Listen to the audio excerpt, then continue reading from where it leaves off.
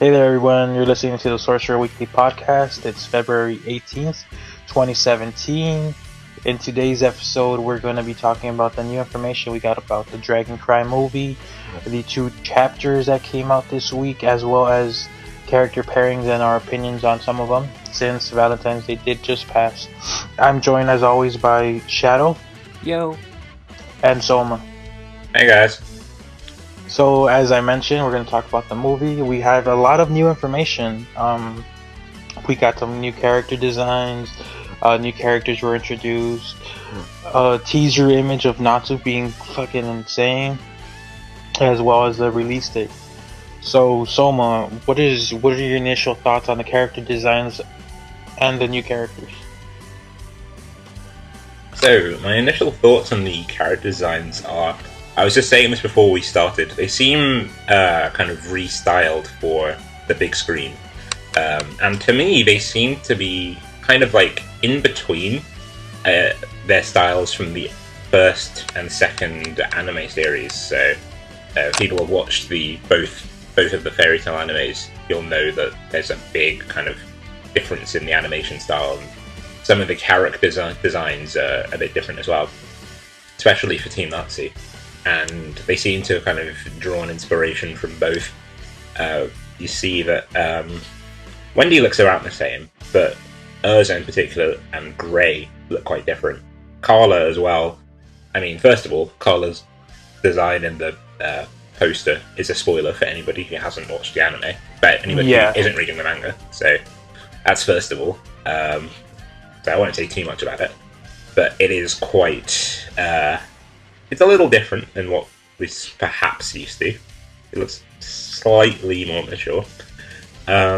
As for the other characters, right away, the character, like the blonde one with the short hair on the bottom right, he looks... I could imagine him being like the main villain, because he looks kind of kingly, you know, like kind of like royalty. He's got a kind of royalty motif going on with the crown. He's probably gonna be a royal pain in the ass. Yeah, he reminds his like face and like just how he looked kind of remind me of the villain of the first movie. Yeah. I don't even remember the villain of the first movie, to be honest. He wasn't very memorable, right? He was very forgettable. Yeah, he was basically just the average, I'm a rich guy, I should be the most powerful wine sort of character. So what I can Trump, is that you? Not kidding. No politics. So what about the 2 other characters, Selma? Okay, so the character in the middle, he looks like a really serious bruiser type. I imagine him being very kind of quiet and stoic. Maybe he'll get into a fight with somebody to begin with, because I can imagine he's probably quite... He seems like the kind of guy who would have a duty or something that he's like loyal to, and he kind of sticks with it, like, you know, through everything. And maybe he ends up getting into a fight with maybe Natsu or something, because Natsu's a bit of a hothead, so maybe Natsu says something that like ticks him off, and they end up getting into a bit of a brawl. I could see that happening. Yeah. And then the girl on the left, she's cool. The design is... I don't know, something about her clothes actually kind of reminds me of Lucy. I'm not entirely I was gonna sure say that the color, if you change the color of her hair, she kind of looks like a relative or someone that has a connection to Lucy. Yeah. Just the facial feature alone, the face and the eyes just make it seem like there's some connection there. Of course, we're speculating, but I do get where you're coming from. Yeah, I mean, it wouldn't surprise me, because they had the kind of main female character of the first movie also end up forming quite a strong attachment to Lucy, so it wouldn't be surprised if maybe... And they've done it even in the anime. They had Michelle, I think that was her name, from the Starry Skies arc. And it turned out she was like a long lost... okay, that's a spoiler, but... She had some Well, it's not a spoiler, it was just a stuffed doll that became real. And it was a very forgettable arc. Yeah, it doesn't even matter. But, so I can imagine her maybe having some kind of connection to Lucy, or at least developing some kind of friendship or bond. The girl for me, I don't know why, but I've got like the head of like, I've got the image of like the main character, the female main character of Wave Master in my when I looked at her. Ellie. Ellie? Yeah, I think. That's Actually, yeah, I see that. Yeah, like, she's got the same hair I've not seen color. it. I've just seen images of her, but that's what I'm thinking when I see. The hairstyle and The guy in the middle. He seems like the sort of like a knight who's he's a bit of a stickler for rules and really loyal. Sort of how I got the impression when I first saw Frederick in Fire Emblem. He's exactly like Frederick. And speaking of Fire Emblem, the guy on the right looks exactly like Leo from Fire Emblem Fates. Like dead ass. Like straight up. We should do a Fire Emblem podcast just for you two.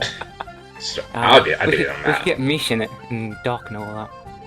I should actually speak. Yeah.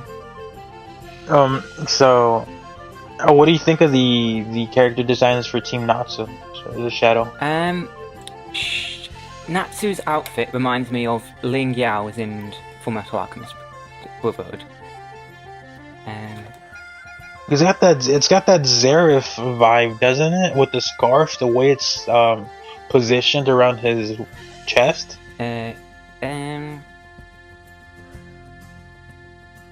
sort of, but like the actual yellow like shirt thing is reminding me of Ling, and it's how he seems like a very like deserty sort of outfit you'd sort of wear. So it's giving me sort of a vibe of Prince of Persia games as well. Lucy, hers seems to be sort of variant of like some of the other stuff she's already wearing, but pink. I mean, it doesn't look that unusual from what she would normally wear. Happy is still not wearing anything, and like he's always been naked, and everybody complains that the girls are fan service. I mean, this cat.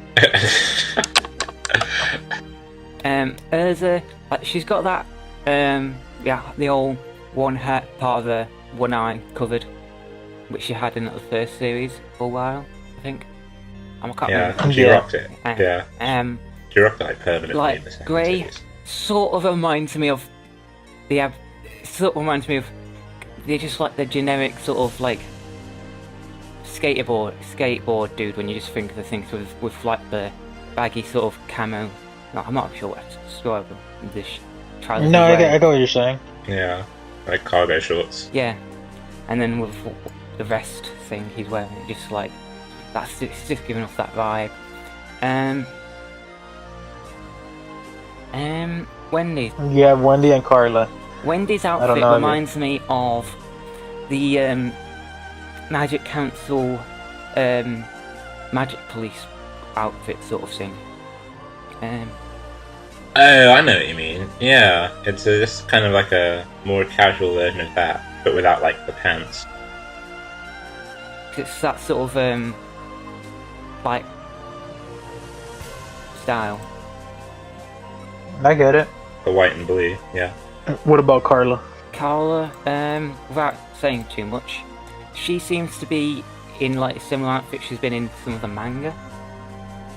And some of the art design that the hero has done in his Twitter. So that outfit doesn't seem too unusual. It seems like Mishima liked drawing her like that, so decided to actually schoolgirl outfit, yeah. Keep it like that. That awkward moment when Carla's curvier than Wendy and she's younger. Yeah. Just saying. She's also not the same species. Just saying though. For me, the characters themselves, while they do look like they're paying homage to the early series with some of the way they look, they also look to be older in age. I don't know why, they just give me that vibe that they're like 2-3 years older than they are in the series at the moment. I actually like Gray's character design a lot. It's rather simple, but it makes sense for him to be wearing something like that, considering he's constantly trying to the gag's not as apparent nowadays, but remember he'd always strip, so it makes sense for him to just have like a wife beater / short sleeve shirt. Natsu, for some reason he reminds me of like Naruto, where he's got the like Hokage look. I guess it's the orange. Maybe it's the orange that gives me that vibe. But he gives me that vibe for it, and then he's got the little Zareth esque thing going on with his scarf, where Zareth always has something along those lines covering him. Urza's design, as you guys have mentioned, is pretty much consistent with everything she's worn in the past. It's probably the same armor she's worn in the past. Lucy has two. It looks like she has two designs. We have one where she's got the face and it's got that classic design she wore in the, I want to say, Grand Magic Games. And then we have the new design where it looks like she's showing more leg now, which she wouldn't before, which is interesting. She's also got something around her leg, or thigh actually, so that's gonna be interesting to see how it plays out.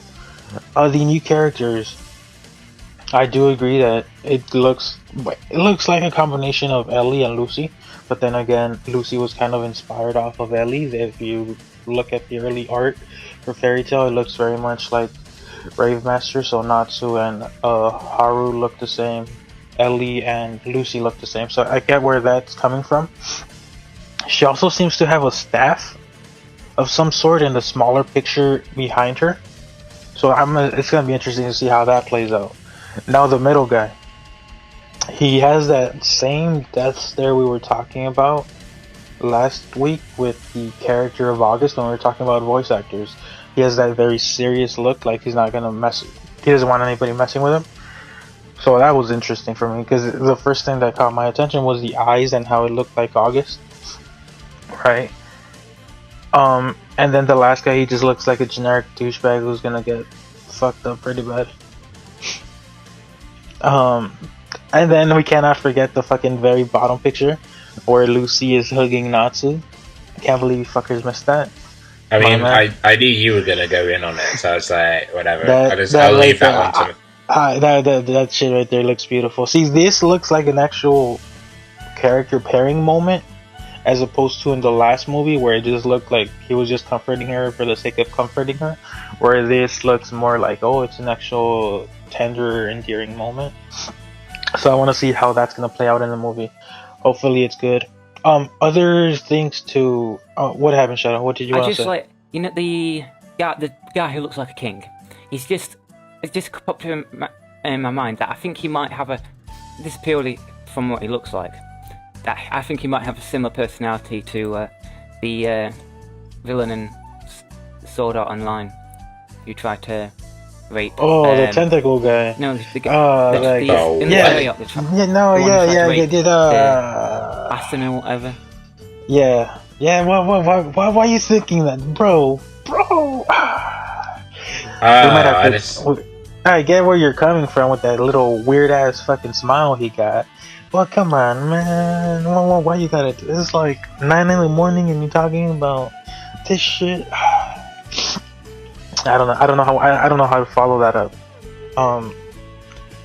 I really don't. So what I'm gonna do is awkwardly transition. On Manga Helpers, a user known going by the name of Chara Rose gave some information. The first one was it's 200 pages that are drawn by Mashima, and all the animation of the character is based off the design that Mashima drew, which is probably why we have these sketches right now. The disclosure date is May 6, 2017. So the movie comes out 3 days after Mashima's birthday, which is interesting. We'll talk about that in a bit. Also to note, this user states that the movie is not canon. The characters Sonja, which is the one on the far left, a sad, beautiful girl that has a tragic life, a somewhat sorrowful girl that has a secret lies behind. So there's more mystery to her than we're being told or shown. Sash, a guy that gives off a bad and strong impression, have a fight with someone before. Animus, a king. Anyone can be a king if they wear the king's garment. So that was their translation of the images we have, which is interesting, right? Because some of it is tying into what we are speculating. So, with that being said, there's also another picture in the previous page where we have Natsu, right?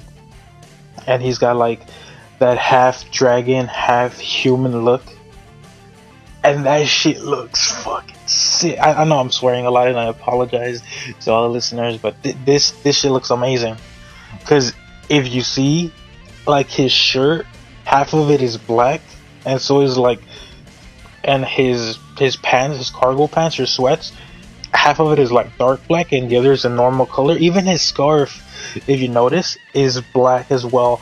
That's interesting to me.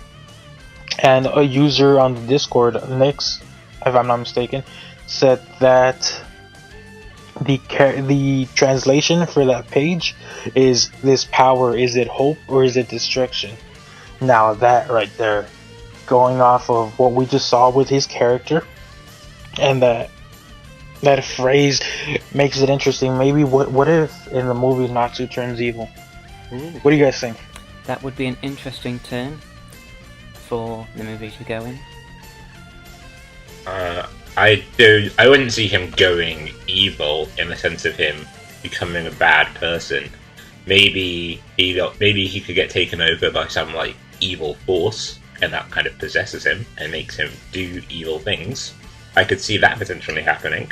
Maybe I could imagine some kind of a plan to like revive the dragons or something, or someone knows about Nazi having being kind of part dragon, so they try and force him to transform into one, and that like makes him go insane or something like that, and that kind of makes him like a kind of crazy half dragon, and he loses his mind.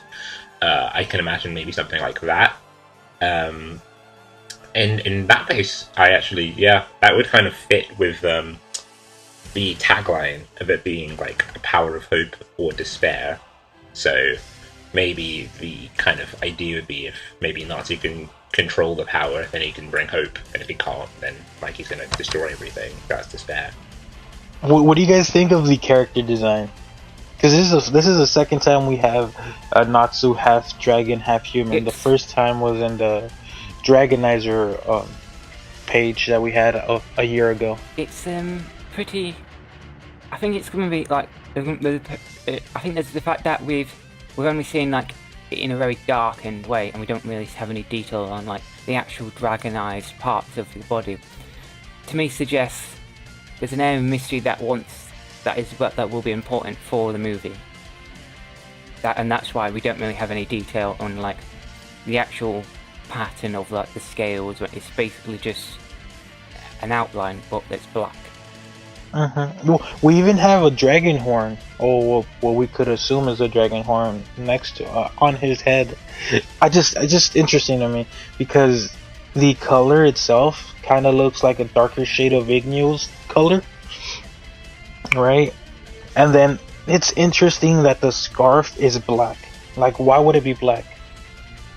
We've only seen the scarf turn black when Zareth used his magic, and of course, we're going off of the translations from Manga Helper's user Charles that it's not canon, but still, the scarf is black. That's gotta mean something. So maybe, Soma, you're right that he was controlled, or something affected him that got to his scarf and just like made him turn.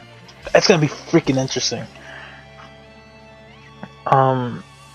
There was also more information. Well, we don't know what it means, but it was something about Rave Master and Fairy Tail. None of us speak, could translate, or know Japanese, so we can't really comment on what it says. All we know is that it takes place between March 22nd and April 3rd. I'm assuming it's gonna be a little event featuring Mashima's current and previous works, because we have it says 20 years, 20th anniversary, so I'm assuming it's from his Rave Master and maybe Fairy Tail days. Maybe it's like another crossover, that whole release during them, and like so many pages a day between that period. That'd be great. That'd be great. Cool. Seeing his art evolve over the years is kind of awesome, because I know we're going on a tangent a bit, but like it would often get compared to being One Piece-esque, the art design, right? But as he's transitioned and he's grown as a artist, You see the change in the art itself, where they used to have gigantic. Oh my God, the foreheads were gigantic, right? But you saw them become normal. Well, what we consider normal. So it's gonna be interesting to see. And then we have a picture of some of the characters in said page. We have Ellie, we have Natsu, we have Urza, Wendy, Lucy, Juvia, Gray, Haru, Seagrain, Gagio. So whatever it is, we'll try to give you guys more information as we find out. So hopefully by next week we fully find out what the actual information is, so we don't continue to speculate. Okay, so Valentine's Day was on the 14th. We're currently on the 18th. Last week we talked about characters and we were trying to do something weekly about characters, but given that Valentine's Day just passed, we agreed that we talk about our favorite character pairings, and some character pairings that we feel could use work or that we feel indifferent about. We'll just give you our thoughts about them. We won't try to be as, what's the word? Bashy. As rude? Yeah, we won't be bashing the pairings. If I didn't bash Gray last week, I'm pretty sure we could not bash pairings this week. It'll be hard for some. Shadow with Groovia. I'll just not mention Groovia. Everyone knows my opinion already.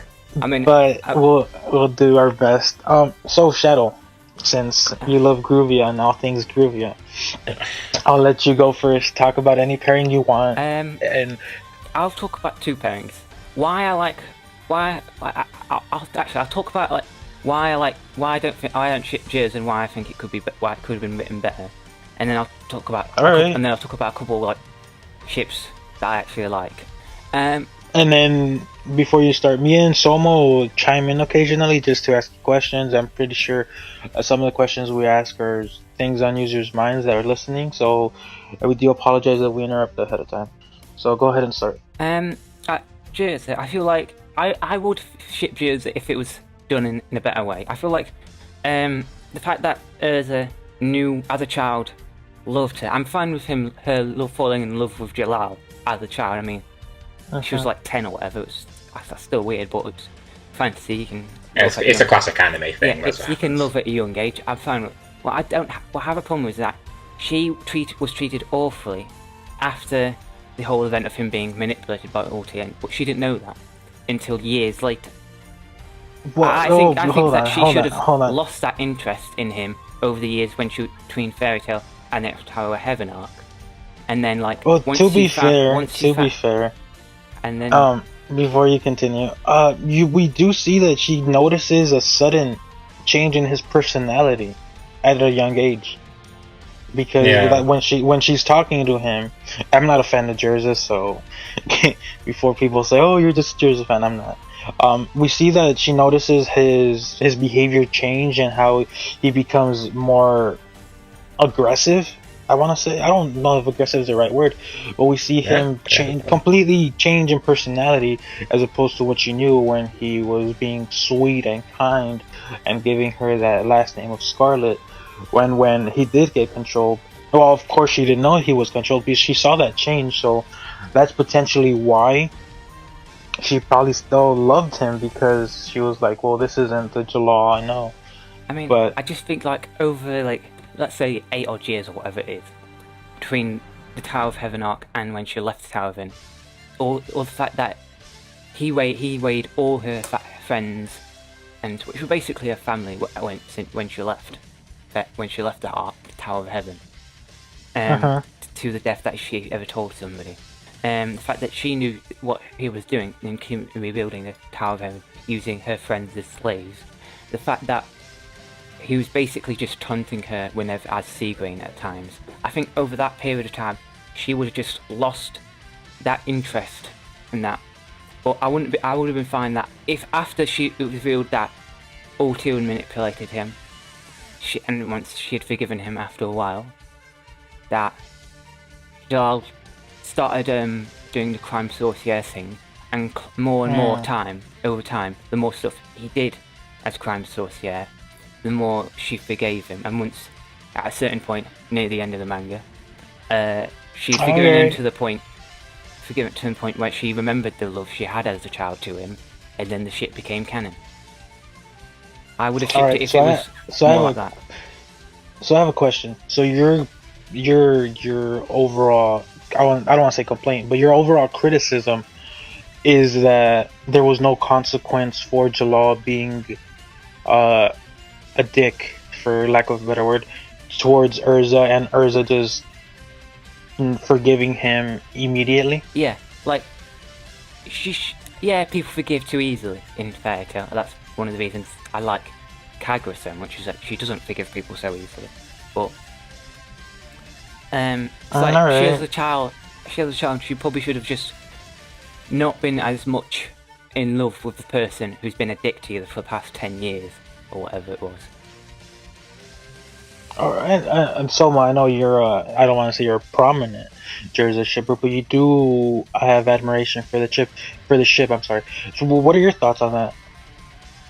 So I do see a lot of what Shadow's talking about. I think the way I interpret the events of the early series is that when Ursa and Jalal are in the Tower of Heaven and their children, she is attached to him very early on. You see, he gives her her name, and they just generally shown to have a very strong kind of connection and chemistry.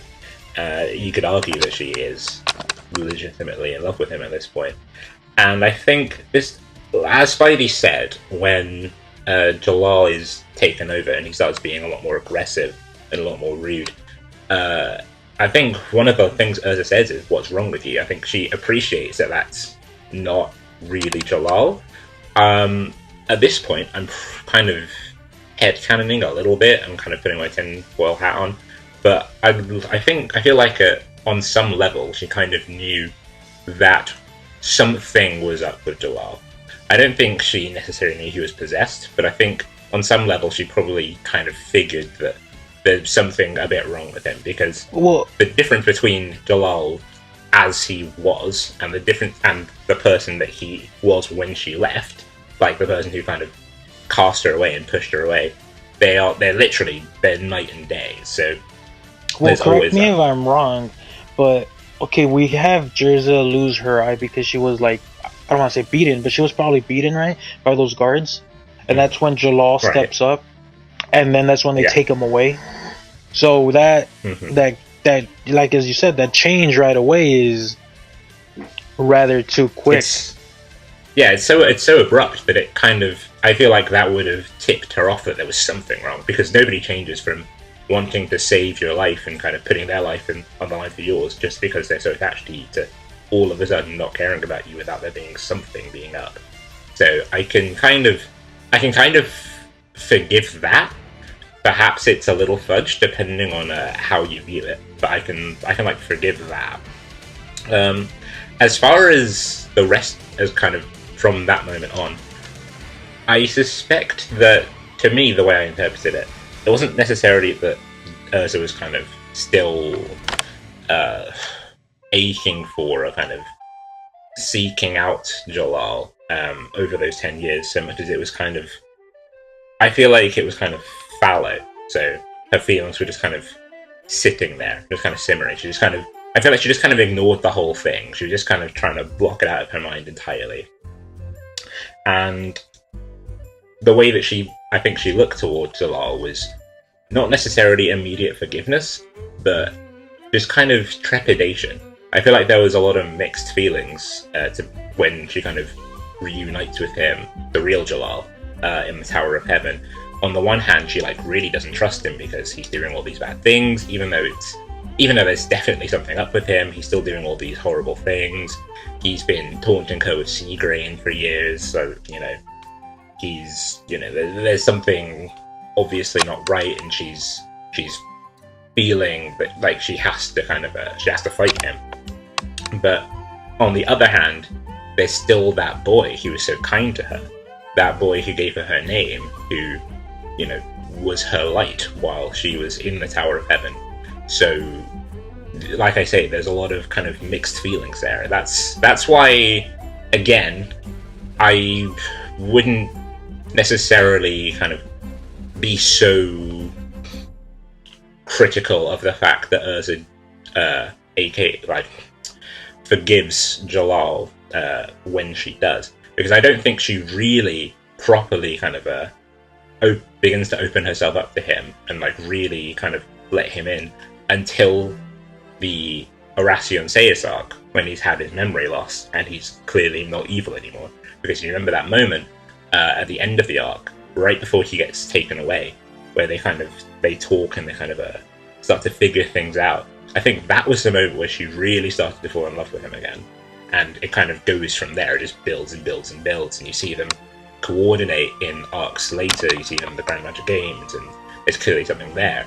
You see them at the end of Tartarus, and Jalal is basically helping Urza through her PTSD in a very indirect way, but there you go.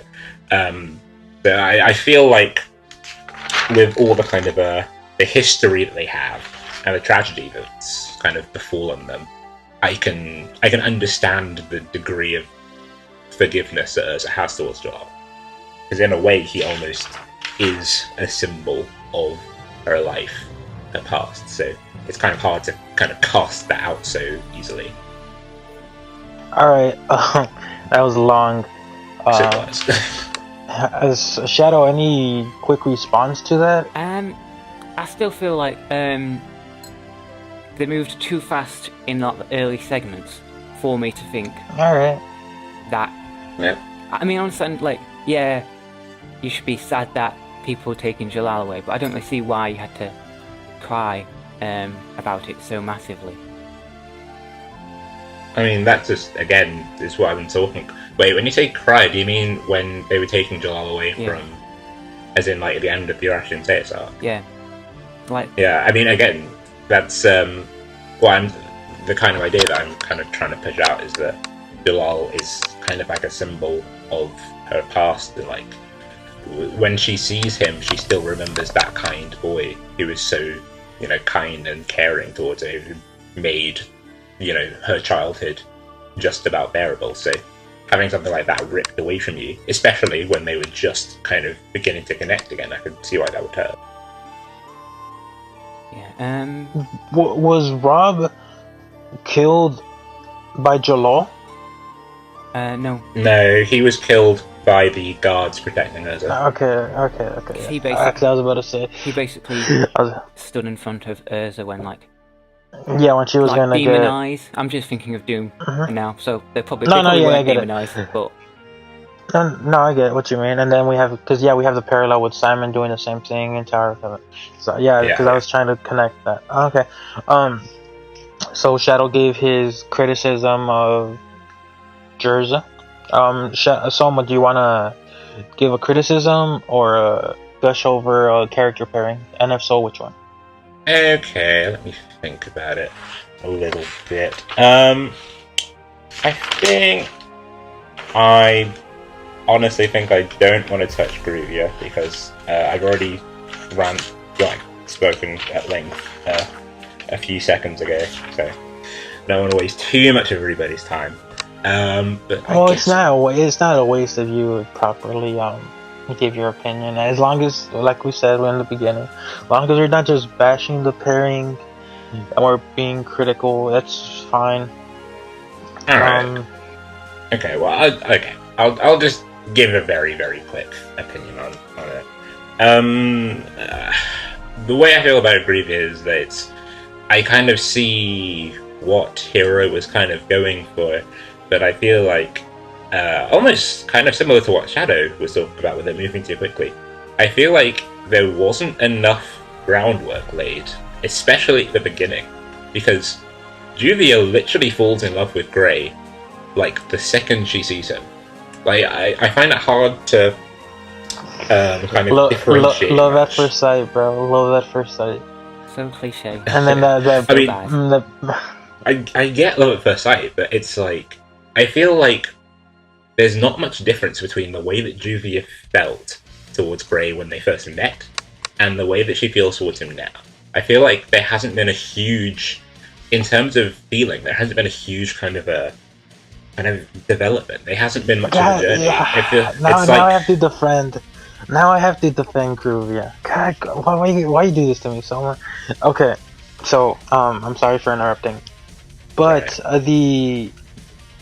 you said that you don't see any change in the way it's progressed, right? That was your initial well, claim. well, not the relationship as a whole.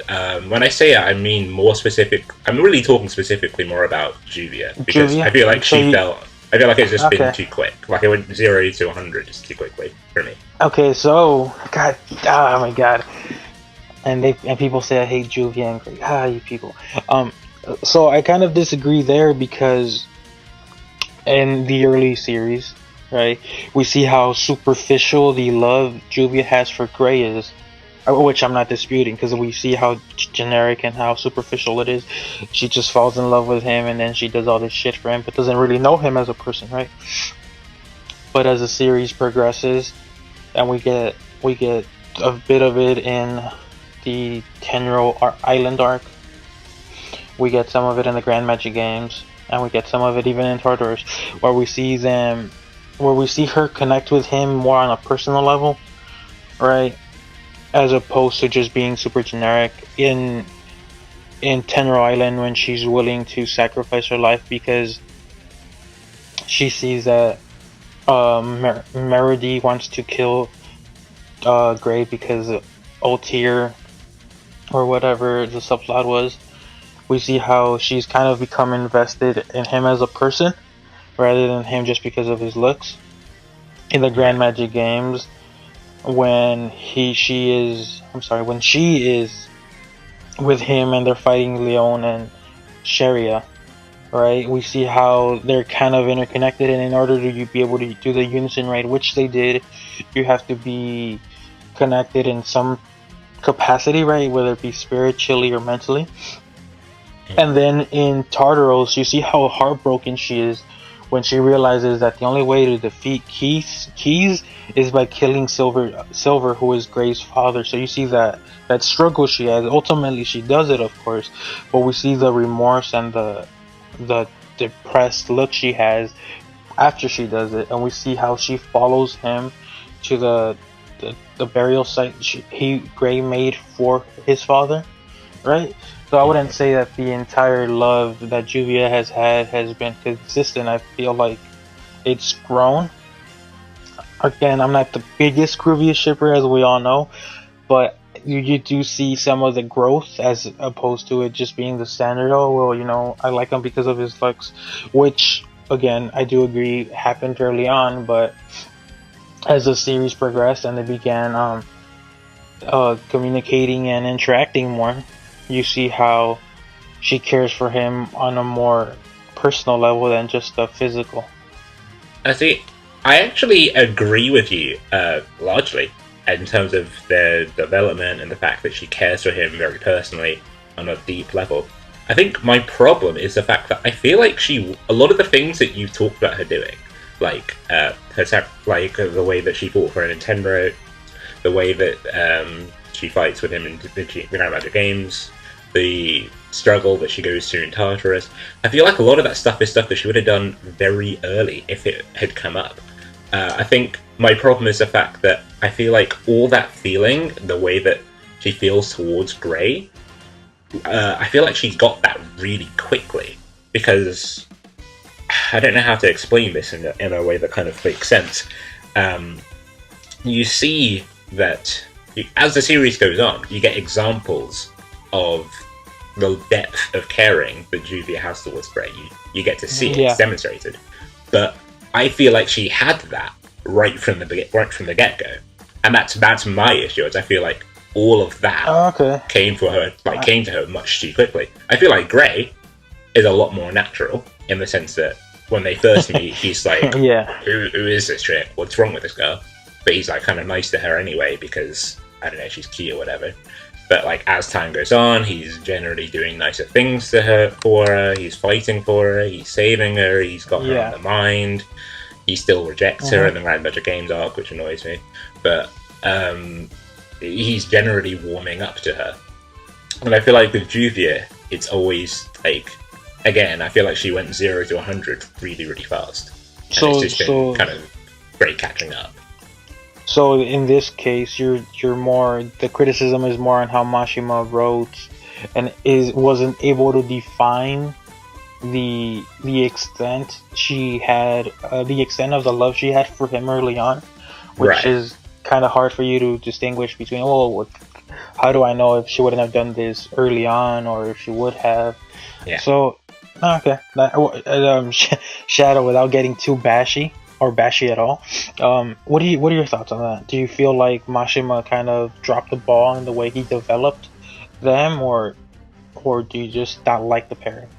I mean, I don't like pairings because I don't like Gruvia because I don't really like anything involving Juvia because I think she's, like, specifically with Gruvia, she's a stalker. Okay. That's how I treat her because she basically did this stalk Grain and wore him down until the point that she actually could Okay. No, I get what you're saying. And it's like, I don't mind like the development of like Grace slowly liking it. That's fine, but it's the fact that that development happened because she's basically stalked him until it happened. So she kind of forced it to happen, is what you mean? I mean, is that well, the kind of thing you're saying? the comparison for Hinata and Naruto is there. Oh, you're not about to do this. I'm just saying, Shadow would hate that pairing as well because all Hinata did was like stalk the motherfucker behind the tree or wherever she was. I mean, I'm watching Naruto, so at some point I'll tell you if I feel the same way. No, you probably will because Hinata does it a lot worse. Oh my god, Soma, don't try to defend something that has happened. It's okay. It's okay, Soma. It's okay. Oh, you're so not doing this to me, right? Okay, so I'm getting more triggered than a gun store. I swear. So we've talked about Jerza, we've talked about Gruvia. Can I talk about Rogor and a couple other quickly? Yeah, can I give my pairing first, or do you want to go? I feel like you probably got more to say. You're probably going to be Nalu, so we may as well get the big talks about the bigger ships out first. Well, I wasn't gonna be Nalu, to be honest, but is it gonna be? Oh hell no, I don't like that. Don't even give me that. I was actually gonna talk about Alzak and Bisca. Yeah, that's a good. Yeah, nice. Yeah, okay. But no, you guys wanted me to talk about Nalu. But I actually like the Alzak and Bisca pairing a lot because we don't see a lot of it early on. We do see that they're kind of shy towards each other, right? They're still a pair. They're still a group. But there's still that shyness that surrounds their feelings. Yeah. But as the series goes, and then we see Tenro happen, and then the destruction of the island itself. We see how Alzak and Bisca kind of were like, you know what, we got to do this because if we do die, at least we die with someone we like. And then they eventually have a kid within that 7-year time skip. So Bisca went to work. Homegirl went to work. Bisca went to work. That's great. I mean, because she's the one who was like, okay, we're getting married. So she was basically the husband, and Alzak was the bride. Because I think because you remember that. She wore the pants in the relationship. And then I guarantee you, as soon as they married, they went to work, because there's no way they have Asuka like right away, and she's like 5. There's no way. Just saying. Homegirl went to work, and she hasn't stopped being a caring mother, and Alzak has been a very caring father. He's one of the only fathers who actually isn't a piece of shit, right? Yeah, he's about the only father who's like legit present in his kid's life the whole time, apart from Maka. We have because the running trope in Fairy Tail is that the fathers are abysmal. Look at Makarov with Ivan. I mean, there's a reason Makarov is trying to have all these kids call him master, and he calls them children because he wants to have that connection he couldn't have with Ivan. We have Silver, who wasn't there for Gray until like the last 5 minutes of his life. of Silver's life, that is. We have Igneo, who just like, oh, I've been inside your fucking stomach this whole time, Natsu. Here I am. Oh, look, I'm dead. Bye. We have I don't want to continue, but the point is a lot of the fathers are pieces of shit. Alzak is different. We see how much he cares for Biska, his wife, and Asuka, his daughter. And even in that Omake, Natsu and Asuka, we see how they were willing to give up one of their earliest memories, the crystal ball with the, I don't remember, the lacrima. It was a snowblade, but some kind of thing. Yeah. Yeah, we saw how they were willing to give that up just to make sure that their daughter was got proper medication for the fever she had. I don't want to say fever because she was sweating and she was like steaming from her forehead, right? So we see that how that pairing is like super amazing. That's like relationship goals in Fairy Tail, because everybody else is like failing at it completely. Well, I mean, there's always Elfman and Evergreen. It's like they're that, doing their thing. it's like that relationship is the one that all of the Fairy Tail members who haven't got actual their ships made canon yet are the ones that they'll be looking up to and saying, "Yeah, we want to be like that." It's been like, I think been like that. Yeah, I think the term. To your Elfman and Evergreen point, I wouldn't call that a perfect pairing because Evergreen seems to be kind of embarrassed to be with Elfman. Every time they're seen together, she's either turning him to stone like she does in that OVA, or she just like pushes him away or doesn't want to acknowledge that they're together. Now, whether that's shyness or just her being embarrassed, that's debatable, but I wouldn't call that the ideal pairing as opposed to Alzak and Bista, who, I mean, Alzak kind of went rogue on Fairy Tail when they were doing the Battle of Fairy Tail arc, right? Where he was taking everybody out because he wanted to save Bista, who was turned into stone. Mm-hmm. I wouldn't say Elfman would do the same thing for Evergreen. I mean, he tried, but he wouldn't succeed, maybe. So I'd say that's the reason I like that pairing a lot. And it's very, what is it? It's very, I don't want to say underrated, right? But there's not a lot of fan art. Yeah, it is. Like, they just, like every relationship should be, right? You shouldn't have to make it public and announce it to the world every goddamn time. But they're like that ideal pairing, like, oh yeah, well, they're together, oh, that makes sense. There needs to be more fan art of it because they're an amazing pairing. Yeah. There isn't, but it's usually just I totally agree. For the major ships and not much for anything else. I mean, there's a surprising amount of Rogura as well. I mean, there's not many good Rogura, I'll be honest. I have like 5 images on my computer of it. I bet you do. I feel like I should say. I feel like I should say now. I was joking about Elfman and Evergreen. That's definitely not a perfect pairing. They're both like too tsundere for each other. They're too like tsundere. X tsundere isn't that like a negative times a negative and makes it positive? I don't know. So we've talked about what's the pairing name for Alzak and Biska? Canon. Well, that's true. So we talked about Asuka's parents. We've talked about Gruvia, and did we talk about Gruvia? Yes, we did. Yeah, we did. Kind of forgot. Forgettable pairing. I'm just kidding. We've talked about Gruvia. We've talked about Jerza, and we've talked about Asuka's parents, the only canon ship. Shadow, any other pairings you want to talk about? We could talk about like random crack ships we like and why. But we know what you want. Just go for it, Shadow. Just do it. Shadow, just live your dream. Just live your dream. Do it. Leave it. Live it. Rogura. I like Rogura because like they're both like very sort of shy characters, and like in like the sense that usually, unless something happens, Kagura's quite reserved and calm, and then Grace usually doesn't talk, and it's like the more quiet version of Sting, but less annoying. And then, so I think like if they seem like they would get on well with each other, which is And then like I feel like if they were pairing, they would make each other better instead of worse, which some parents have. Why do you ship that pairing? I see it like to kind of step in. That's fine. Just Yeah, I see them both. Let me know.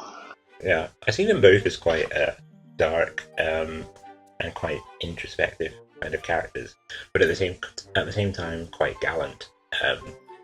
You see that Rogue, even when Sabretooth were kind of in that phase where they were run by Gemma as a really kind of poor guild, he still kind of is all about.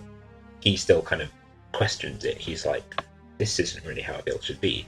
He's a good guy on a bad team, I suppose. And then Kagura is like, she's the leader, basically, of the Mermaid Heel. She is one of the major people who isn't a dragon slayer fighting against the dragons in the end of the Grand Magic Games arc. So she's a quite gallant, like, good figure.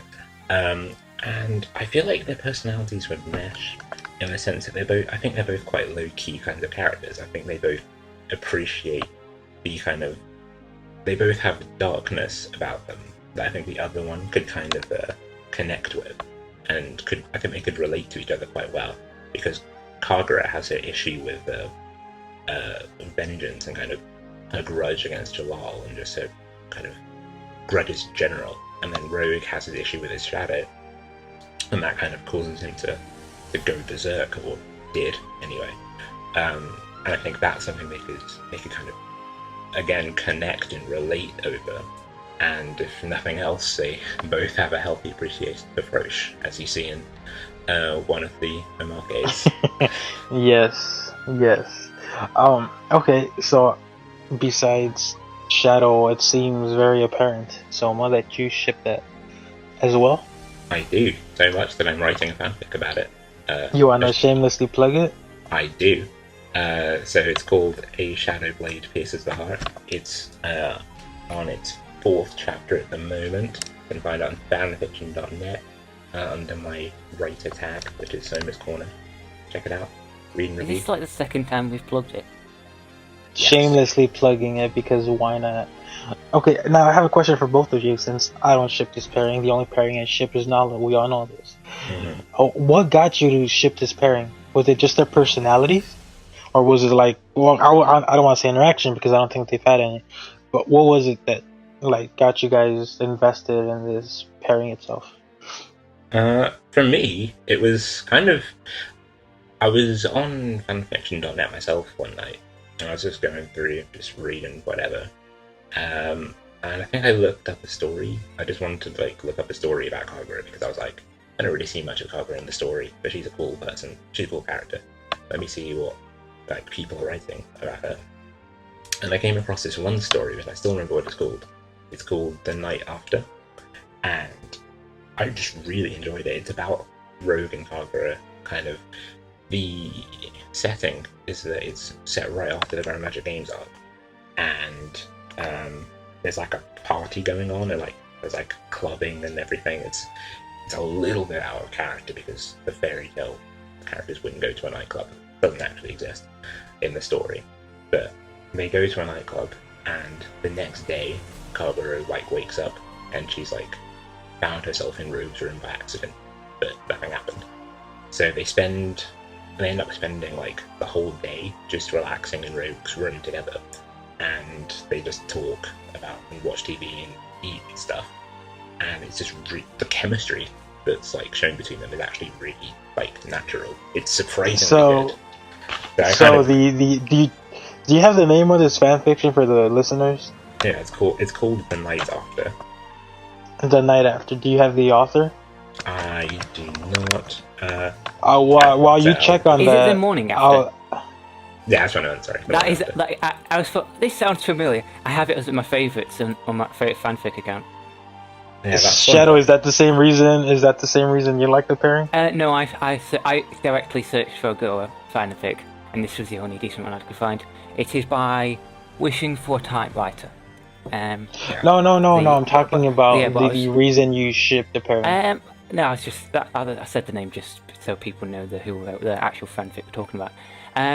No worries. I don't know really. I just started shipping it. I was just watching a fairy tale, and I thought, you know what, these two characters would be good together, and I thought, okay.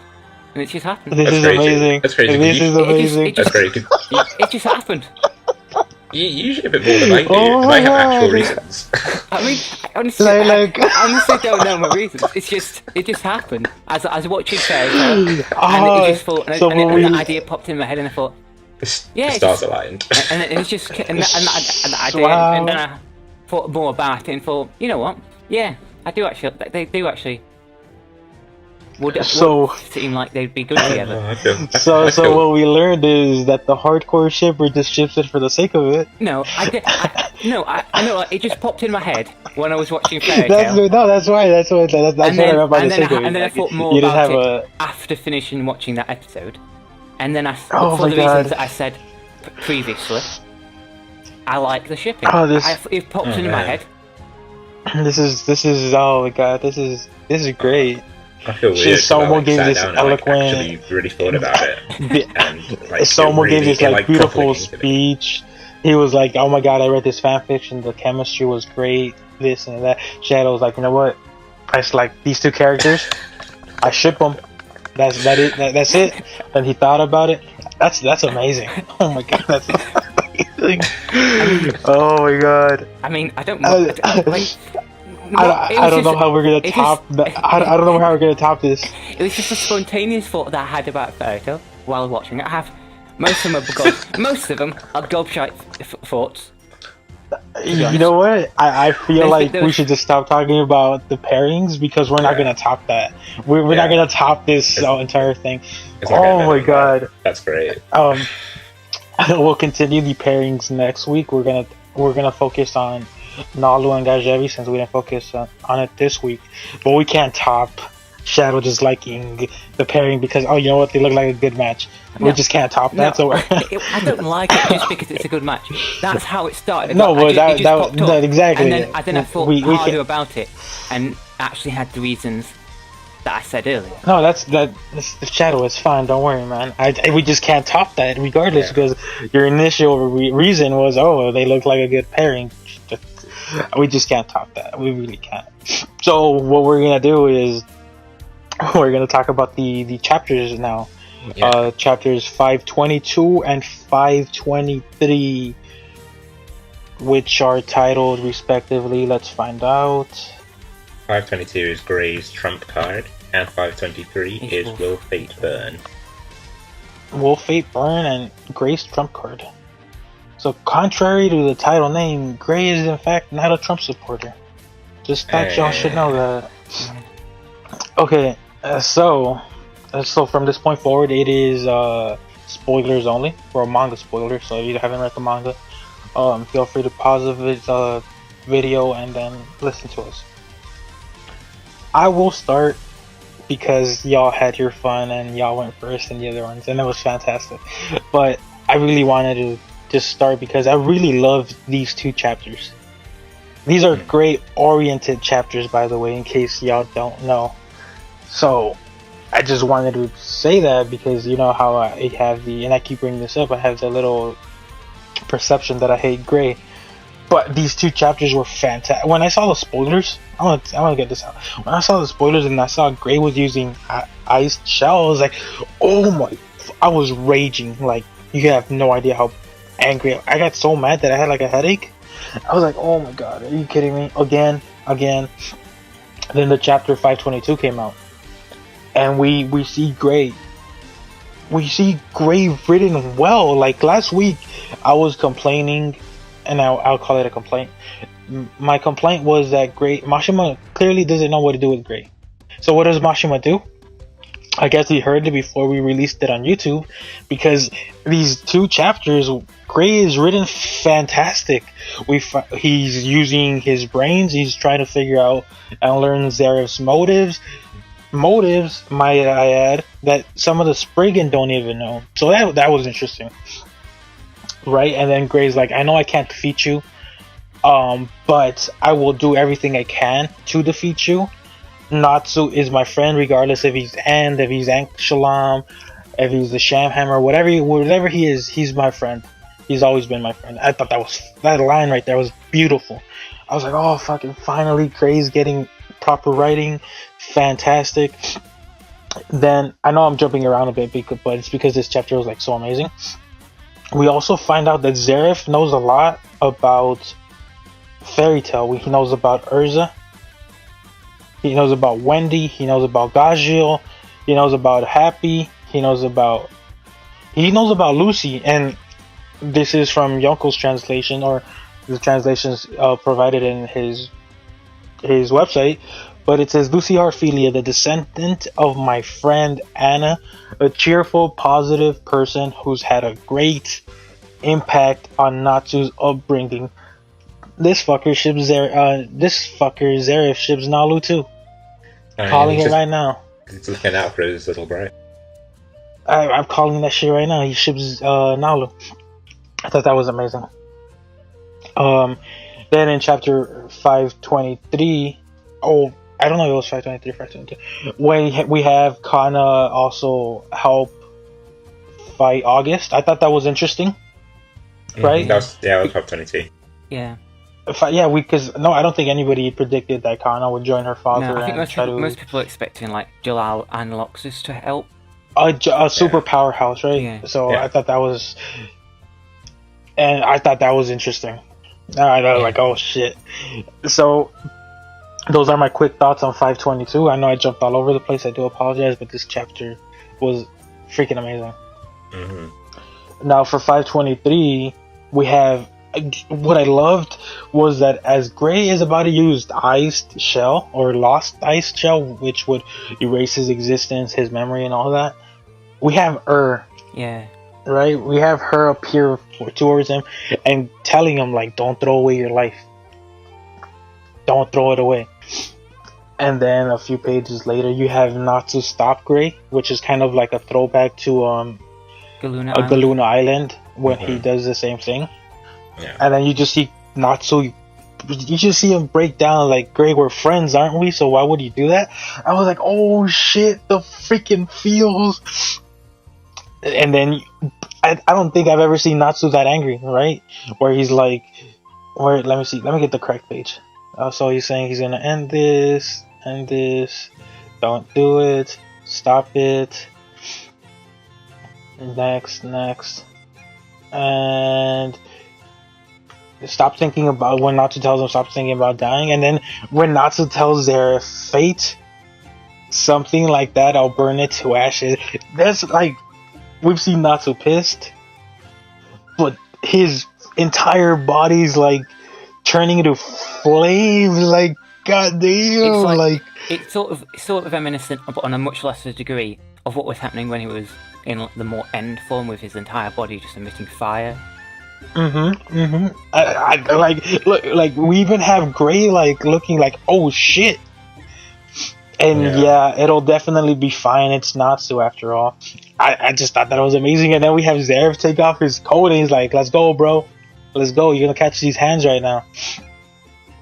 It's great because this is the first time we've seen Zareth about to actually go in on a fight. Because this is the third time we've seen him fight anybody. The first time was Ultir, and he couldn't control his powers. The second time was Natsu, and he wasn't trying, and now he's actually going for it. So it's going to be interesting. He was just so swag how he just took out. He was like, "Let's go, bro. Let's go." That shit was amazing. Then the final page of 523 was when Ethnologia appears, right? And he's like, "All right, homie, I'm bored. Let's do this." And it seems like August could sense Ethnologia, because he was like, it seems that we're out of time. So I don't know if I'll get more into it in the prediction section, but I don't know if we'll get a tag team, August, Guildarts, and Kana versus Ethnologia, or what'll happen. But overall, these two chapters are fucking amazing. I'm like sort of interested if Guildarts will recognise Ethnologia's power, and if Ethnologia will recognise Guildarts is like, how the hell are you alive? I thought I ripped you to shreds. I think Ethnologia will recognize him because Ethnologia is that arrogant. So I gave you guys my quick thoughts on chapter 522 and 523. Who wants to give their thoughts first? Shadow or someone? I'll go first. Go ahead. These weren't like my favourite chapters, but they were enjoyable in the sense like I actually liked the Grey was like moments cool. Like I thought Zeref was an idiot, and it was basically I thought he was an idiot, but I thought I could understand why he was an idiot. I thought like he wants to win, but the contradiction curses basically made him do the clear chasing of telling the good guy the plan of the bad guys. And like I thought like how like I liked how like in 522, Gildox took off his coat like, yeah, I'm ready. Let's go down against August. And in 523, Zeref does the same with Natsu. I thought that was quite nice. It's like I'm glad that it isn't simply a stomping to Gildox victory, and that is going to be probably a good fight. I mean, most of the fights in this arc have been good. The Kana, I was not expecting that at all. I was like, she was great. I really liked how she made like a big entrance in that. I'm glad with this there was like one panel of just like Mavis starting moving again. So it's like it seems like people who were next to Laxus and Mavis and that have started working again after Makarov's death, which is nice to know about because they were still in a battle. And I was like, shouldn't you be fighting instead of crying at the moment? I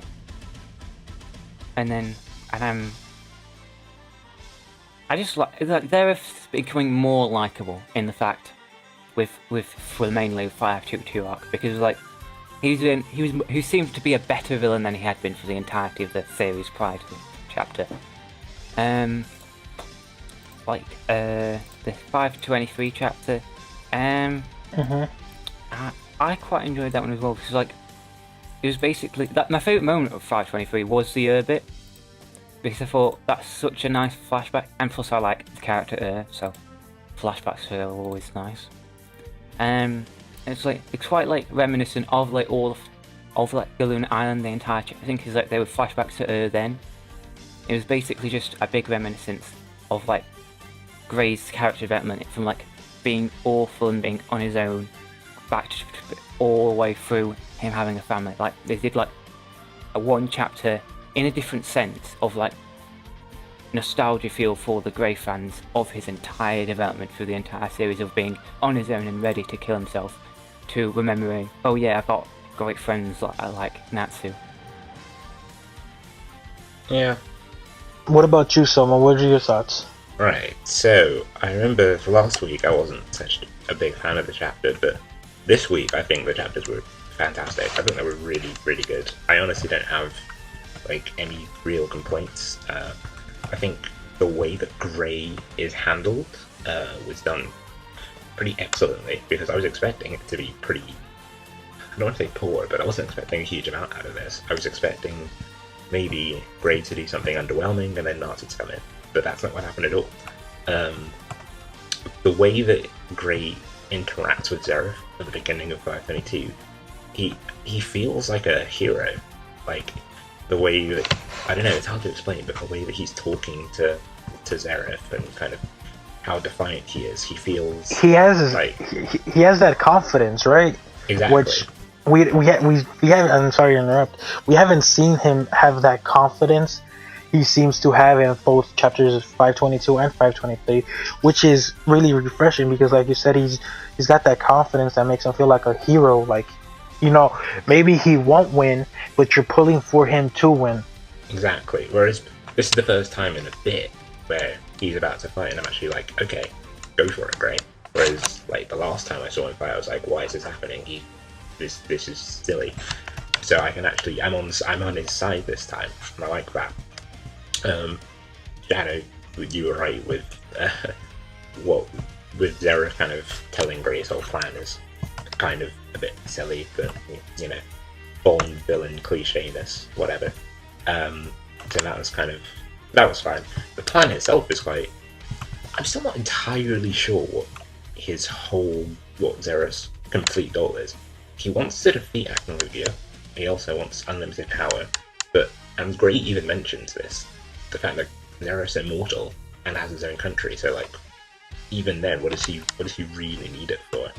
So well, it was interesting because as he was saying that, we have that picture of Fiore, that map of Fiore. I mean, right there as those two speech bubbles are appearing. Okay, actually, with that in mind, I'm thinking maybe his goal is to take over Fiore. Maybe he wants to take over more. Yeah. So I don't know, maybe that. And that's kind of the opening part of the chapter. Gildarts against August looks like it's going to be pretty good. August seems to have the upper hand, just based on the fact that he's able to.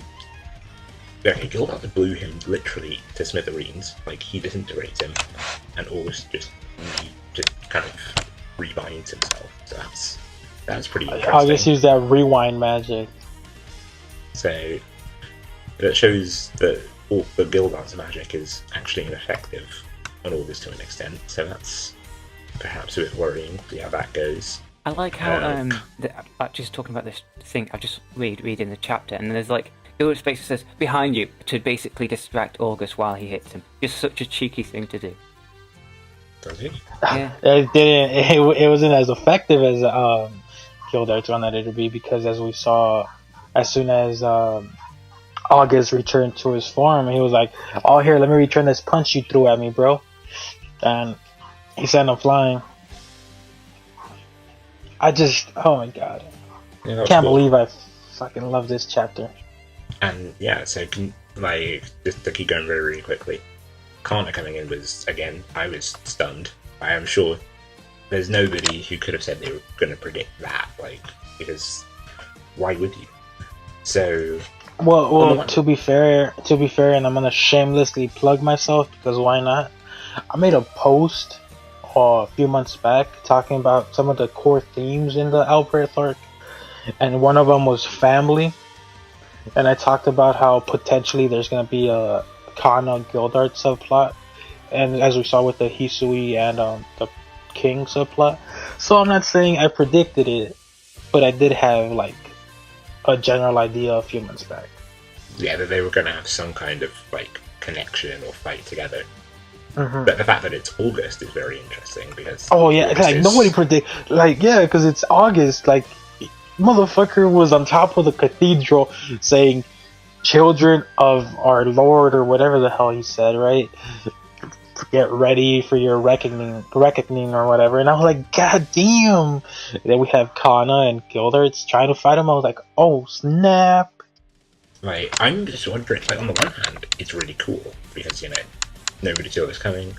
Kana hasn't been able to do anything really notable since the very beginning of the arc when she sucker punched Brandish. Didn't she break Mavis out of her?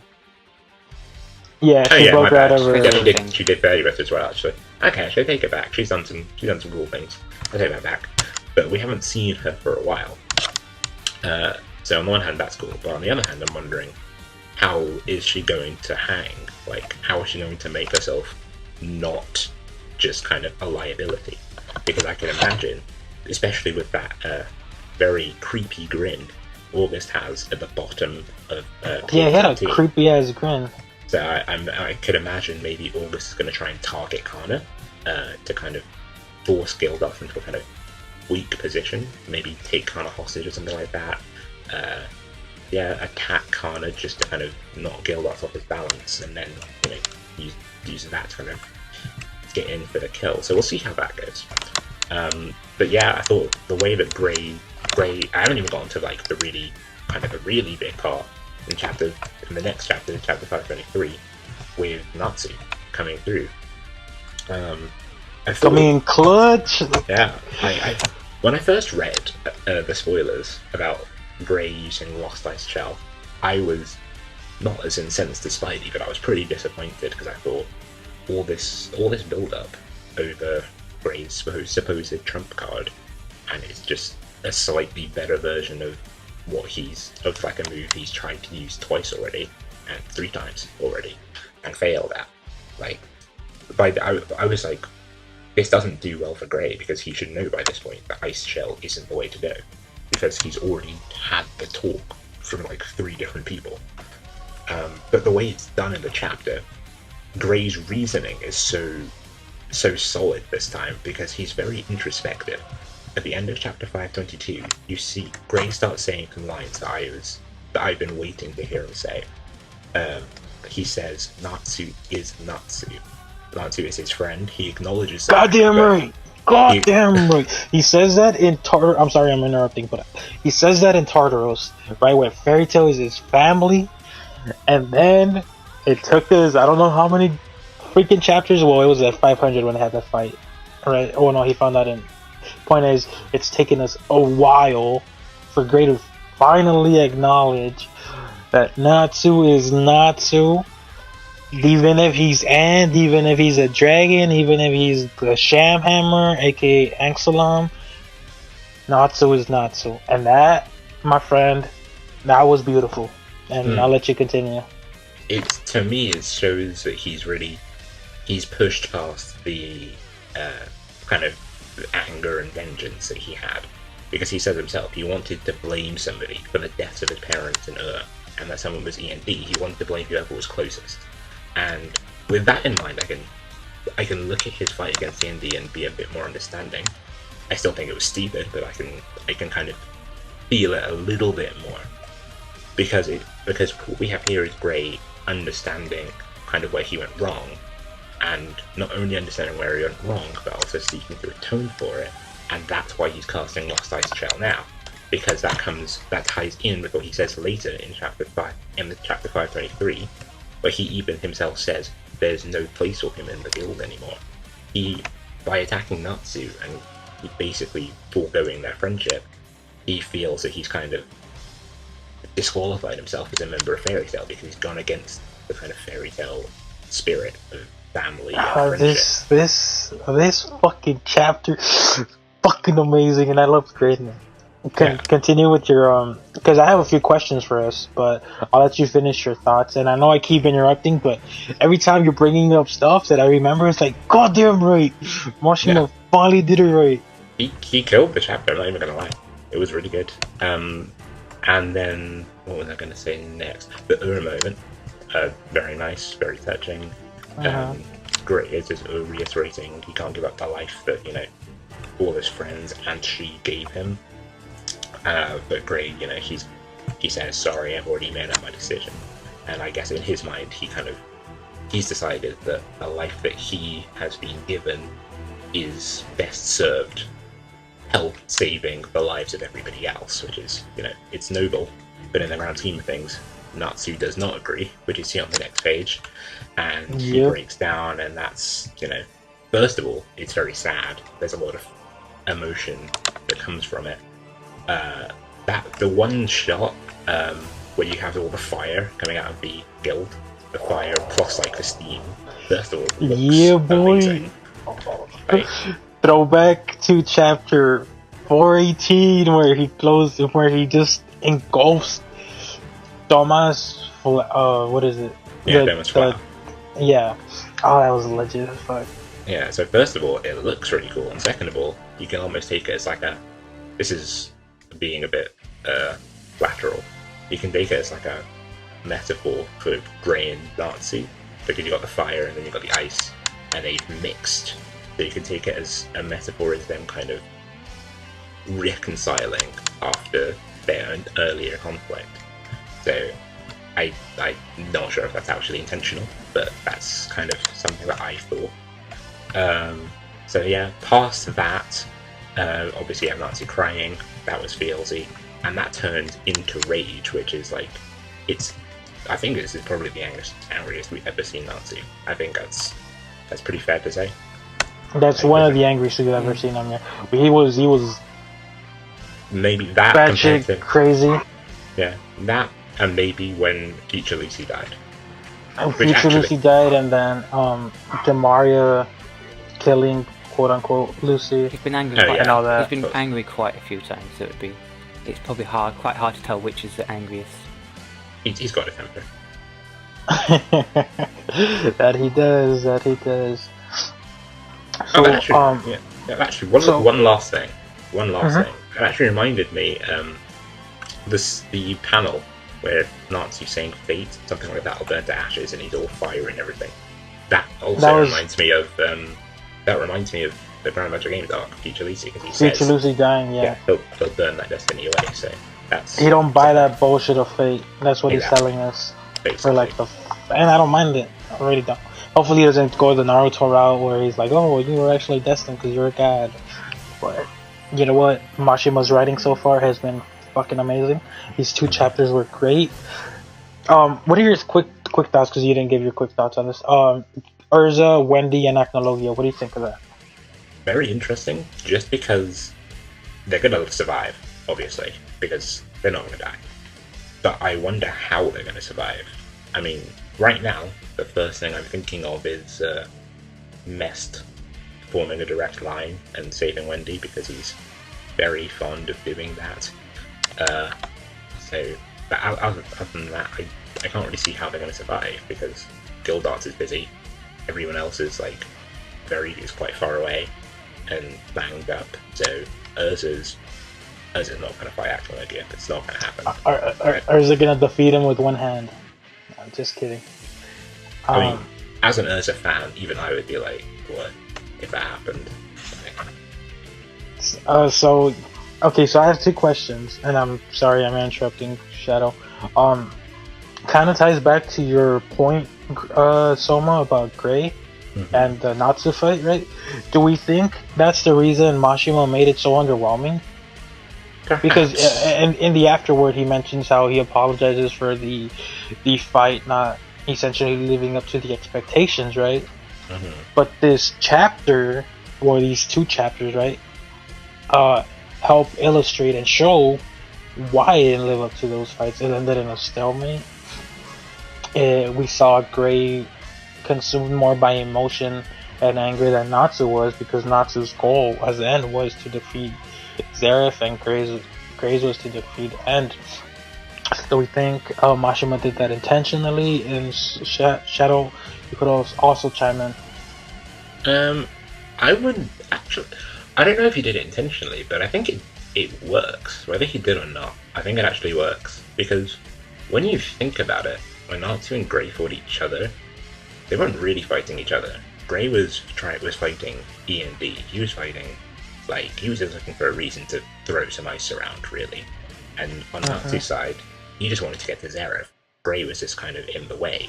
So when you think about it, they weren't really focused that hard on each other, even though it kind of looks like it. When you think about it, they weren't emotionally, their targets weren't each other. So that kind of would explain why perhaps the fight wasn't as intense as it could have been. And also the fact that Gray, probably in his heart of hearts, knew that Natsu wasn't really to blame, so perhaps he couldn't kind of bring himself to muster all of his strength, because he kind of knew what he was doing was kind of stupid, and he knew he was going against the fairy tale kind of spirit, and he knew he was kind of casting his friends aside in a way. So that's one way of looking at it. What about you, Shadow? I expected more. This fight, it's been expected for so long. I just felt like I didn't want the fight, but I knew it was going to happen because of the way the story was developing.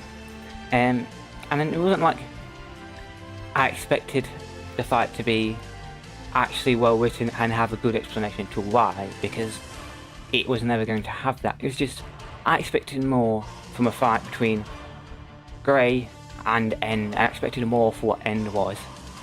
I wasn't as hyped as I would say.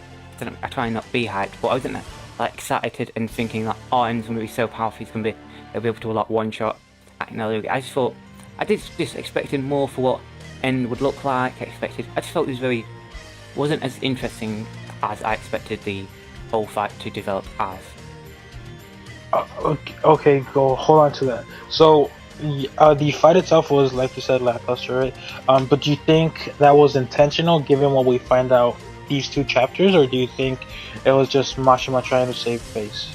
I think that even with Natsu's rage, you could say there was still part of him that didn't want to fight Gray, so he didn't go for all out then. There was End had taken over, you could say, and but the more fairy tale part of Natsu was saying, no, don't kill Rei, and so it's like holding back somewhat, and that was explain why he didn't look as impressive in that fight as he could have. But like, the fight, I don't really think that the fight was lackluster because of these chapters, because like, I think the fight was lackluster just because it was a bad fight, and not because the fight was intentionally bad because both of them weren't. Alright. I got you. So basically you think Hero just dropped the ball on that one? Yeah. Alright, I don't know. So another question I had was what was the question? Because we talked about the fight being intentionally lackluster. How do you think the Ethnologia thing is gonna play out? Do you think the Spriggan and the fairies will team up, or do you think that it's a free for all, everyone for themselves? I mean, you go first, right? I feel like what's initially going to happen is if Meth does show up, he's not going to come and teleport Wendy and Urza away, because Ethnologia's speed probably doesn't mean he could do anything much. I think if he does teleport, he'll see Ethnologia and simply say, okay, I'll just teleport you to fucking ages away, so you just can't come back for a while. I mean, and he'll then be killed, and people are like, thank God this annoying twat is dead. He's been annoying us this entire arc. And like, oh my God, Hero, write that. And there's thinking this entire arc's been like, for Mest particularly, like, we've been made every point this arc we've been made to not like Mest. From the beginning of when he basically drooled over Wendy, where he brainwashed Brandish to stabbing him. Don't forget he drooled over Carla too. It's like we've been made to rip. He's been like Mishima's been ripping out everything we could even like about this character from us. So we just dislike him. So it'd be relieved that he's dead, but also like, okay, who's able to even delay him anymore? And he's like, yeah, thing. And then like the time that he added to basically Ethnologia's journey to get to them again was basically them saying, yeah, we should kind of delay this war and focus on this threat. If I'm not mistaken though, Mest's magic could only go as far as he could see, or what he could see, right? So it wouldn't be that far anyway. I'm not sure. I thought he teleported far more than that when he went to Wendy and Carla during Tartarus and then back. That's the power of love, bro. Okay. Oh, Spidey, please. Teleport. Let me Google this right now. What about you, Soma? What do you think? Do you think there's gonna be a team up? Do you think there's gonna be free for all? What do you think is gonna happen? Power of love. Anyway. One love, baby. Okay, you sometimes. Anyway. I can't really say what I think that's going to be, because I really don't know how they're going to handle him at this point. Well, I'm still hoping for the 7-on-1 Dragon Slayer fight. That's honestly what I'm still going for. Because even though it'll be a bit hard, because Ethnologia's plan, or his goal, is to take out all the Dragon Slayers for some reason.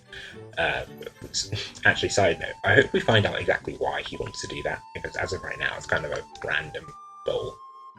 Well, you know what? Urza is a Dragon Slayer. I think his sword is a Dragon Slayer, not her. I mean, she's killed more dragons than the other 7 people, so... Oh my God, debatable. That's right. She actually has the highest body count. Just saying. Look, she literally talked no jutsu'd her mother into just killing herself. It's pretty impressive. Just saying. Naruto could take lessons. So yeah, I'm still hoping for the 7-on-1 Dragon Slayer fight. I'm kind of hoping that somehow... What I'm hoping, actually, now that I think about it, is that for some reason, Ethnologia will mention... He'll, like, see Wendy and, like, let it slip that he's trying to kill all the Dragon Slayers. And then Wendy and the will escape somehow. Maybe Irene will get back up and transform into a dragon. Oh my God, you know how bad that'll trigger people. Oh, I don't care. Yeah, I'd rather have Agno be like, daughter, is that you? Kidding me. I mean, it'd be lesser of two evils, man. Lesser of two evils. Well, at any rate, however they get out, I'm hoping, like, Acme kind of lets the plan slip, and then Wendy's like, okay, he wants to kill all the Dragon Slayers, so let me warn Natsu and Gargiel and Roxas, and we can, like, get all the Dragon Slayers together, and then we can maybe start working together. No, I don't want that. I feel like we can't really have that because, like, two of them are already out of commission with, like, Sting and Rogue, because they basically exhausted themselves doing various other fights. It's like, unless Wendy can get to them, recover their, like, energy. Well, somehow, she can't because she's already kind of done when she was healing Urza against Irene.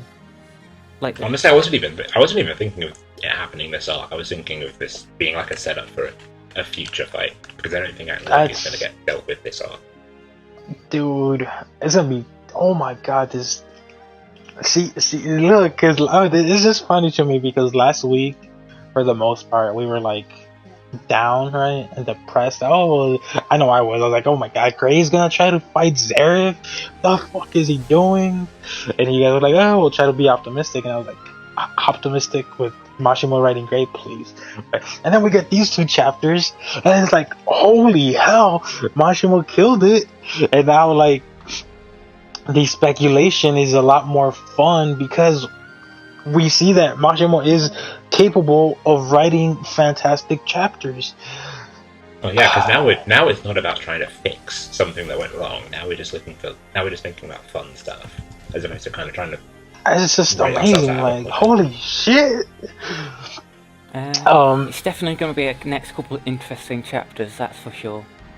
Yeah, so there's some really good stuff going on. Yeah.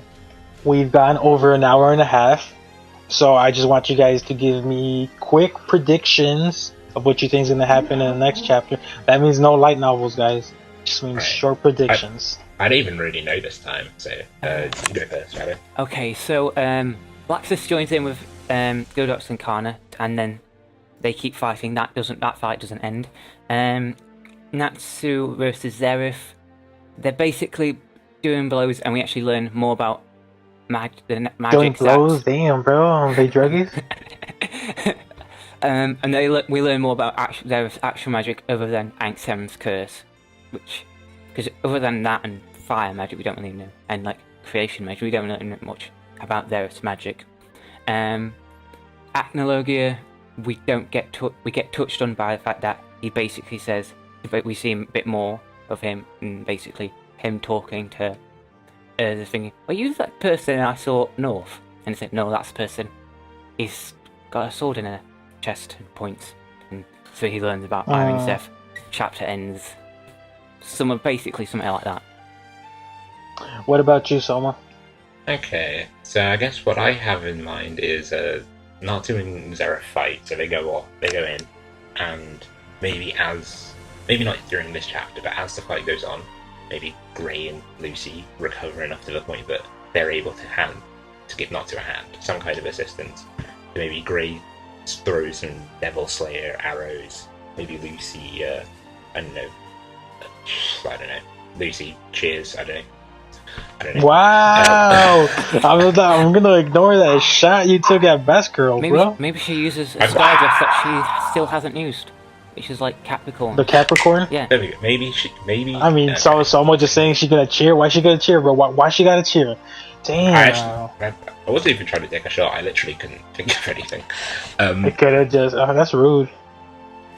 Anyway, the point is, the fight happens.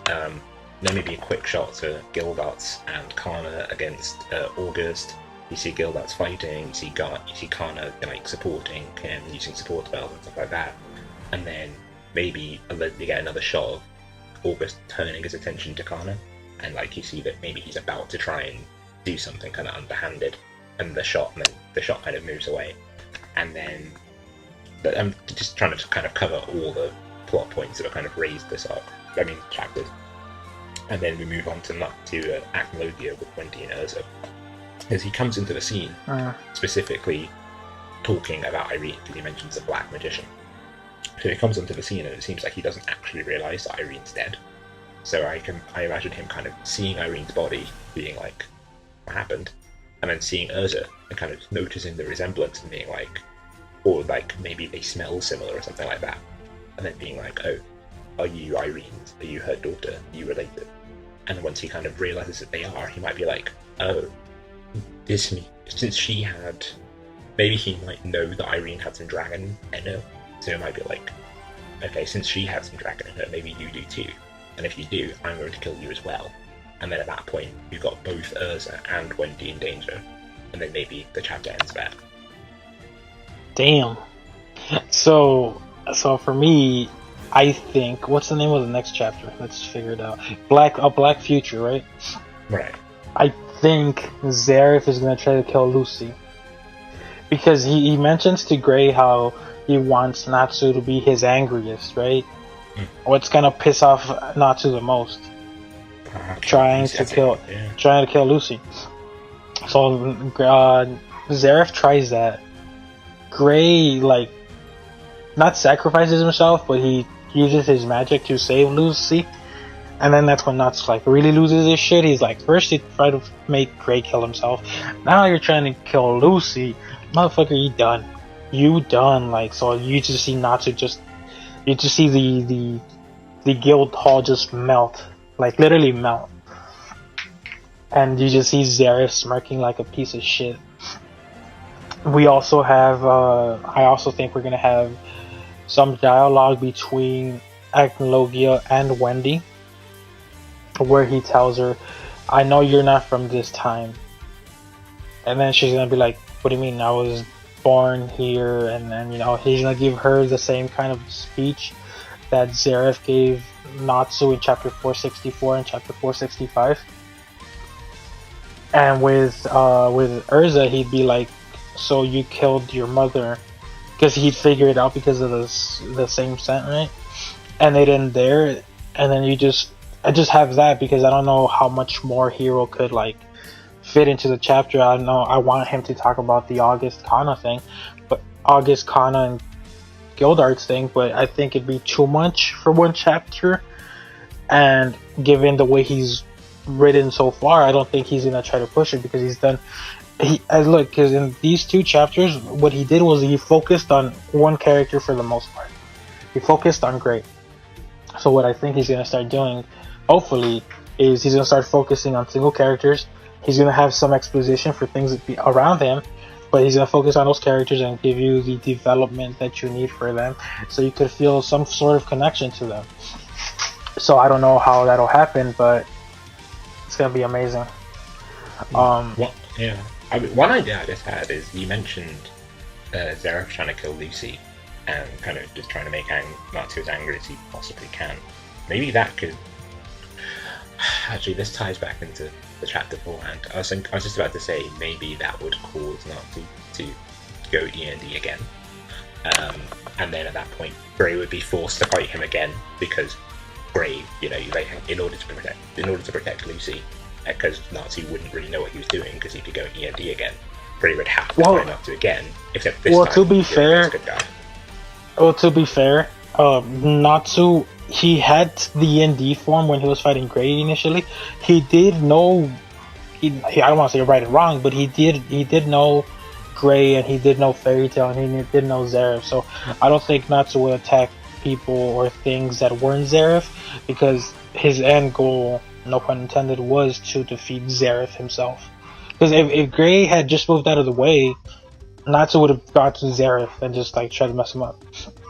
What would be interesting though is he does go end form, right, and then Gray goes Demon Slayer mode, and then they just both start fighting Zareth, and they use this crazy new magic, and oh dude, that'd be, oh my god, that would actually be lit.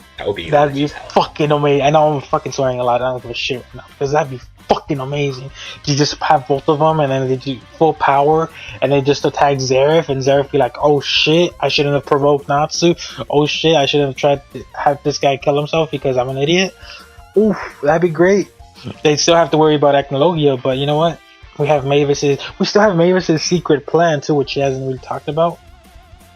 So that'd be interesting. Maybe it's the exact same plan, and Zeref hasn't told Grey for some reason. They just. I think he did tell Grey. But it was off panel, so we didn't see it. But who knows? That being said, we reached an hour and 40 minutes. My mistake. So we're gonna start wrapping things up. Shadow, a few lasting words. I am hoping that is the last we ever see of Ice Shell, because it is getting old. If we see that again, it worked this time, but if we see that again, it's not going to be able to even work again after this one, because the last time was like it worked because it was like a one-time thing that it could work again. It's just an annoying tool now. Especially because it's never actually going to happen. Well, we don't know that well.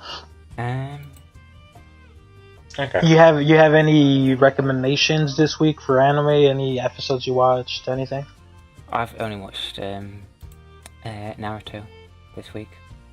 What did you watch, the original Naruto or Naruto Shippuden? What are your thoughts on that so far? So what are your thoughts on that? Bit of a nostalgia feel, because I did watch like the first 40 or something episodes as a child, so nice. It's like a sort of vague memory. Alright. What about you, Soma? Anything you're working on? Anything you watched? Any recommendation? Let's see. So, what I've watched this week, I think I've only watched I just did some rewatching of My Hero Academia. So goddamn right. That. Best series ever. Definitely second best series ever. Yeah, that was a fun rewatch to do. I'd recommend the dub as well, because the dub's really good. Oh, the dub is fantastic. So whether you're a dub or sub guy, Chris Pratt does a brilliant job as All Might. Yes, he does. Plus Ultra, bro. Plus Ultra. No, you're not working on any threads that you were supposed to release maybe 2 weeks ago? Okay, actually, I am working on that. So yeah, I'll be working on the same thread I mentioned a couple of weeks ago. It's coming to a close today, or at least the first post is coming to a close today. It's called the Dynamic Entry Series. It's about the relationship dynamics of each main ship, and I will be having a guest in each post who's going to be a well-known fan of the ship. They're going to give me some ideas, and I'm going to go kind of in depth, just writing about the kind of character dynamics between the characters, what brings them together, what kind of the way that they interact on a kind of episode-to-episode basis, and how that informs the way that the audience look at them. I wonder who helped you with the Nalu one. I don't know. I think there might be an arachnophobe there. So something I recommend for y'all to read or watch actually is the interview with Monster Girls.